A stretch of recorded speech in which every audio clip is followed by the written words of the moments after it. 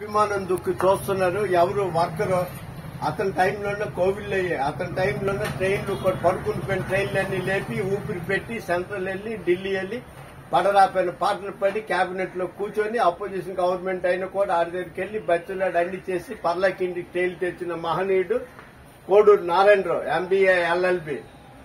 పర్లాకిండ్లో కూడా ఆర్టీసీ బస్సులు పడుకుంటూ పోతే ఆ బస్సులు కూడా ప్రజలకు ఇబ్బంది లేకుండా వన్ సైడ్ గా ప్రిపేర్ చేసి మళ్ళీ అవకాశాలన్నీ ఏర్పాటు చేశాడు.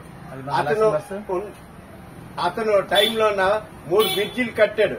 3 బ్రిడ్జిలు కట్టాలని అంటే అది చిన్న పని కాదు. అప్పట్లోనే అతను ఎమ్మెల్యే కాకపోయినా కాశీనాథ్ బ్లాక్ చైర్మన్ గా ఉండేటప్పుడు 3 బ్రిడ్జిలు కట్టాడు. 3 రథాలు ఆటోమేటిక్ ఎలాగైతే అయ్యేదయ్యే.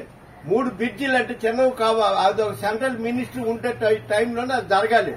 అతని టైంలోనే కోవిడ్కి డబ్బులు ఇచ్చాడు. అతని టైంలోనే కోవిడ్ కూడా ఇస్తున్నాడు. స్కూళ్లకు కూడా డబ్బు ఇస్తున్నాడు. రోడ్లు కూడా బాగుపడ్డాయి.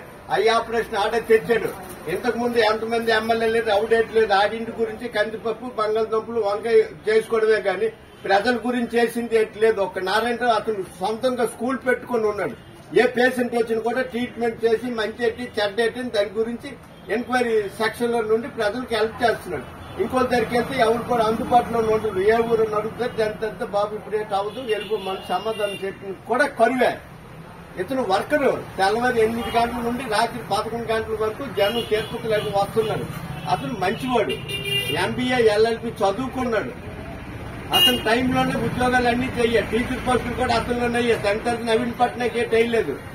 నవీన్ పట్నాయక్ ఇచ్చినవన్నీ నుండి 5,000 ఇటువిను టెంపరీకి 5,000 రూపాయలు, 5 లక్షల రూపాయలు, పెర్మనెంట్ కి 15 లక్షలు.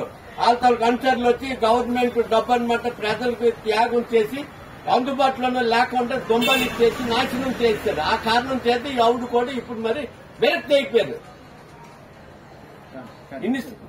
మరి ఇంకేంటి చెప్పు నీకెందుకు భయం?